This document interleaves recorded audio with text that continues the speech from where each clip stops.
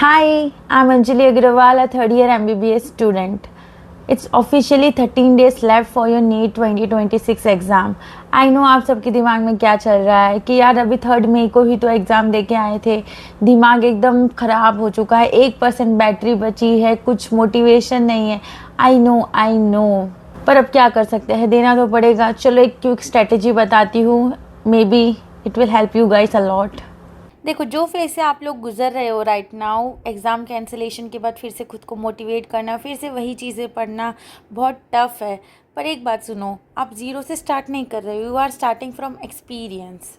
देखो, एनटीए इस बार फुल सिक्योर मोड में है, टाइट सिक्योरिटी के साथ पेपर सेट हो रहे हैं, बैकग्राउंड नॉइज़ बहुत ज़्यादा है, पर आपका फोकस एब्सोल्यूट होना चाहिए. देखो, आपके पास एग्जैक्टली अभी 13 डेज बचे हुए हैं. पैनिक मोड से निकलकर प्योर मेन कैरेक्टर एनर्जी में आना पड़ेगा. तो इस वीडियो में हम ब्रेक डाउन करेंगे एग्जैक्ट नॉन निगोशिएबल स्ट्रैटेजी जो आपका स्कोर बचाएगी, स्लीप शेड्यूल फिक्स करेगी और इस रीटेस्ट को डोमिनेट करने में हेल्प करेगी. नो टॉक्सिक प्रोडक्टिविटी, बस प्योर हाई यील्ड स्ट्रैटेजी. देखो, रूल नंबर 1 क्या है आपका कि जो टॉपिक्स अभी हमने मतलब छुए ही नहीं है उसको हमें अब पढ़ना ही नहीं है. ठीक है, जो टॉपिक्स नहीं छुए उसको पढ़ना ही नहीं है. जो टॉपिक्स को आपने 2 से 3 बार एटलीस्ट पढ़ा है उसी टॉपिक्स को पढ़ने हैं. अगर ये टॉपिक्स पढ़ने जाओगे तो कॉन्फिडेंस एकदम लो हो जाएगा और फिर एग्ज़ाम में तो पता ही है फिर क्या होगा आपके साथ. देखो, अभी जो आपका स्कोर है ना वो कैसे इंक्रीज़ हो सकता है, तो 2 चीज़ों से हो सकता है. एक तो आपकी जो मिस्टेक्स है, सिली मिस्टेक्स, उसको फिक्स करना है. और दूसरा, जो एरियाज़ आपके एकदम पॉलिश्ड है पहले से, उस पे है ना बहुत फोकस रखना है आपको, क्योंकि एनटीए इस बार पेपर कंसेप्चुअल बना सकता है. अगर सब्जेक्ट वाइज बात करें तो जैसे फिज़िक्स है, ठीक है, फिज़िक्स में 500 नए एमसीक्यू सॉल्व करने मत बैठो बेटा, नहीं हो पाएगा. फिज़िक्स में करो तो फार्मूला शीट बनाओ अपनी. फार्मूला शीट रोज़ सुबह 30 मिनट्स मॉर्निंग में रिवाइज़ करो. करना है मतलब करना है, रोज़ सुबह 30 मिनट. अगर ये नहीं किया तो फिर फिज़िक्स भैया भूल जाओ तुम अपनी. 500 एमसीक्यूज़ करने जाओगे तो कुछ नहीं होगा तुम्हारा. ठीक है, अब इसके बाद में जो जैसे फिज़िक्स में देख लो, जैसे मॉडर्न फिज़िक्स है अपनी, फिर सेमीकंडक्टर्स है, मैकेनिक्स है, ये क्या है, ये पूरे प्योर फार्मूला बेस्ड है. तो ये तुम करो ना भाई, फार्मूला बेस्ड. ये तो तुम्हारे पक्के मतलब देखो 180 है, उसमें से तुम एटलीस्ट 100 तो लेके आओ फार्मूला बेस्ड. तुम्हें क्यों न्यूमेरिकल वाले करना है, तुम पहले अपना ये तो फार्मूला वाले तो पक्के करो मार्क्स. उसके बाद आएगा केमिस्ट्री. देखो, केमिस्ट्री पूरा रिकॉल का गेम है, ठीक है, ये तो सबको ही पता है.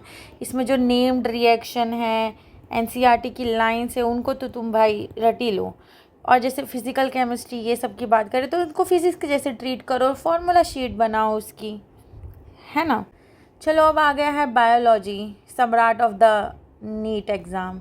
50% वेटेज है इसका, अकेले 360 मार्क्स. देखो, मैं अगर कहूँ ना, अभी 13 दिन बचे और तुम अगर अभी भी एनसीईआरटी पूरी 2 या 3 बार पढ़ लो तो तुम्हें कोई नहीं रोक सकता है 300 प्लस लाने से. कोई मतलब कोई नहीं, ये मेरी गारंटी है.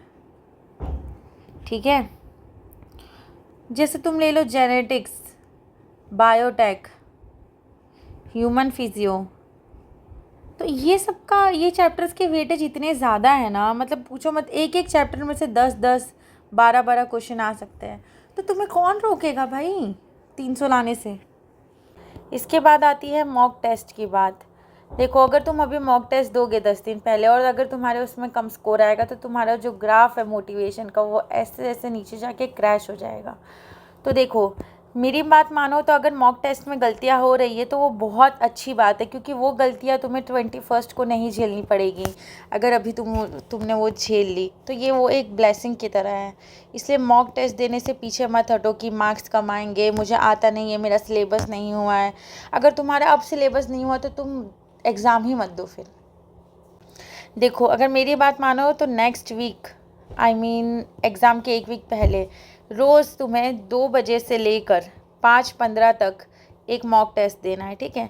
उसमें फ़ोन नहीं होना चाहिए तुम्हारे पास, स्नैक्स नहीं होने चाहिए, म्यूज़िक नहीं होने चाहिए, और हाँ अगर तुम घर पे हो तो तुम्हारी एसी भी नहीं चली होनी चाहिए। पूरा प्रॉपर एनवायरनमेंट बनाओ एग्ज़ाम वाला, ताकि तुम अपना बेस्ट दे पाओ इस टाइम पे।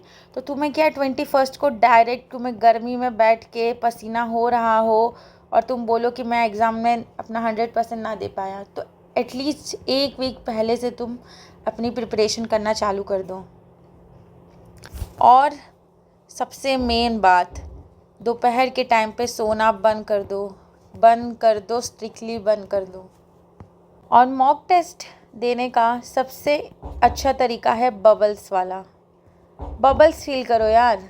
तुम टिक कर दोगे, आईपैड में दोगे, बुक्स में दोगे, पेपर में डायरेक्ट दोगे, ऐसे टिक कर दोगे, नहीं होगा ना। बबल्स को तुम्हें फील करना है, बाहर निकलने की डर होती है, फिर वो नीट का प्रेशर एक अलग ही होता है। तो तुम्हें बबल्स पे ही प्रैक्टिस करना है, ताकि तुम 21st को जाके पहला बबल अपना ना भरो। अब देखो, अब तुम्हारी थोड़ी लाइफस्टाइल के बारे में बात कर लेते हैं कि 13 दिन बचे हैं, तो तुम्हें कैसे क्या क्या करना है। देखो, खाना अच्छा चीज़ खाना है, तुम्हें हाइड्रेट रहना है, ठीक है।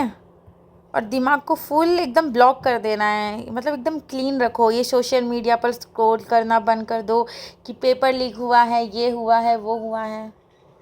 देखो, अगर एनटीए का कोई भी ऑफिशियल अपडेट आएगा तो तुम्हें खुद पता चल जाएगा, तुम्हें सोशल मीडिया को स्क्रॉल करने की ज़रूरत बिल्कुल भी नहीं है। Now listen to me very closely. आपने इस पूरे 1 साल बहुत बड़ा रोलर कोस्टर फेस किया है। May 3rd के लिए इतनी मेहनत की, फिर कैंसिलेशन का इमोशनल क्रैश झेला, और आज भी आप यहाँ खड़े हो, ये स्ट्रैटेजी वीडियो देख रहे हो ताकि आप फिर से फाइट मार सको। ये जो आपका रेजिलेंस है ना, इस एग्ज़ाम को स्कोर मेजर नहीं कर सकता। ये 13 दिन पूरे सिलेबस नए सिरे से पढ़ने के लिए नहीं है, ये सिर्फ अपने पोजीशन को होल्ड करने के लिए है, काम रहने के लिए, और जो आपको आता है उसे एब्सोल्यूट प्रिसीजन के साथ एग्जीक्यूट करने के लिए है। तो जितना भी फ्यूल बचा है उतना 21st को एग्ज़ाम हॉल से बाहर निकलो, तो आप खुद से बोल सको जो भी हो मैंने अपना एब्सोल्यूट बेस्ट दिया। देखो, बायोलॉजी की अगर बात करें तो मैं एक स्ट्रैटेजी देने जा रही हूँ भी। अगर आपको पसंद आए तो प्लीज़ ये 13 दिन तक फॉलो करना इसको, और मैं गारंटी ले रही हूँ कि 300 आपके 100% आएंगे 360 में से, अगर 13 दिन आपने ये कर लिया तो, ठीक है। तो पहले हम देख लेते हैं कि चैप्टर वाइज वेटेज क्या क्या है, ठीक है। तो देखो, अगर हम इम्पॉर्टेंट चैप्टर्स देखेंगे सब में से, तो इसमें देख लो एनिमल किंगडम, ठीक है। उसके बाद में ये यूनिट में से देखें तो स्ट्रक्चरल ऑर्गेनाइजेशन इन एनिमल्स। इसके बाद 3rd यूनिट में से देखें तो cell cycle and cell division. फिर उसके बाद देखें तो ह्यूमन फिजियोलॉजी पूरा, ठीक है। उसके बाद हम देखें चैप्टर क्लास 12th में से देखें तो ह्यूमन रिप्रोडक्शन और रिप्रोडक्टिव हेल्थ में से 6 से 7 क्वेश्चन आते हैं। जेनेटिक्स तो ऑब्वियसली इम्पॉर्टेंट है। फिर ये माइक्रोब्स, इसको हम बहुत हल्के में लेते कि ये तो बहुत हल्का है चैप्टर है, क्या ही आएगा, पर 4 क्वेश्चन आ जाते हैं इसमें से। And biotech obviously very important. तो देखो, जो जो मैंने चैप्टर्स अभी हाईलाइट किए हैं ना, उसमें से एटलीस्ट 5-6 क्वेश्चन तो मिनिमम है, राइट। और ऐसे मैंने 6-7-8 तो मार्क कर ही दिए। तो अगर 6-7 मार्क किए हैं तो 40 क्वेश्चन तो आ ही रहे हैं ना उसमें से। तो तुम्हें कौन रोक रहा है, इतने मार्क्स तो तुम्हारे पक्के करो ना पहले तुम। तो देखो, मेरा ये मानना है कि 13 दिन बचे हैं, ठीक है। तो 13 दिन में से जो हाईलाइटेड है एटलीस्ट 10-11 है, तो वो हम पहले कंप्लीट करें पहले 5 दिन में, एटलीस्ट मैक्सिमम 7 डेज़ में। तो क्या आपके जो मेजर मार्क्स है, जैसे 360 में से एटलीस्ट 200 और 250 मार्क्स सिक्योर हो जाए, ठीक है। तो पहले के 7 दिन में हम ये इंपॉर्टेंट टॉपिक्स करेंगे, उसके बाद जो बचे हैं वो करेंगे। तो पहले के 7 दिन में हम ये कंप्लीट करेंगे, पहले जो हाईलाइट मैंने किया है। उसके बाद में जो थोड़े नॉन आईएमपी टॉपिक्स है वो करेंगे, ठीक है। वो भी नॉन आईएमपी नहीं है यार, क्योंकि 50% वेटेज तो हमारा नीट में बायो का ही है। तो कंप्लीट तो हमें पूरा करना है, पर जो मेजर सब्जेक्ट है उसको हम पहले कंप्लीट करेंगे, ठीक है। तो फिर अगर आपको ये करना है मेरे साथ 13 दिन के लिए, तो प्लीज़ कमेंट कर देना कि आई एम रेडी, ओके। तो मैं समझ जाऊंगी और कल से मेरी ये सीरीज़ आ जाएगी। तो एक और इम्पॉर्टेंट बात, नीचे कमेंट्स में अपना टारगेट स्कोर मैनिफेस्ट करो, या फिर बस आई एम लॉकिंग इन लिखो, ताकि आप खुद को अकाउंटेबल रख सको। एंड हाँ, सब्सक्राइब ज़रूर कर लेना अगर आगे भी ऐसी ऑथेंटिक मेडिकल ट्रैक एनर्जी चाहिए खुद को सने रखने के लिए। I believe in you guys, go smash it, stay safe और मिलते हैं नेक्स्ट वीडियो में। तब तक के लिए बाय।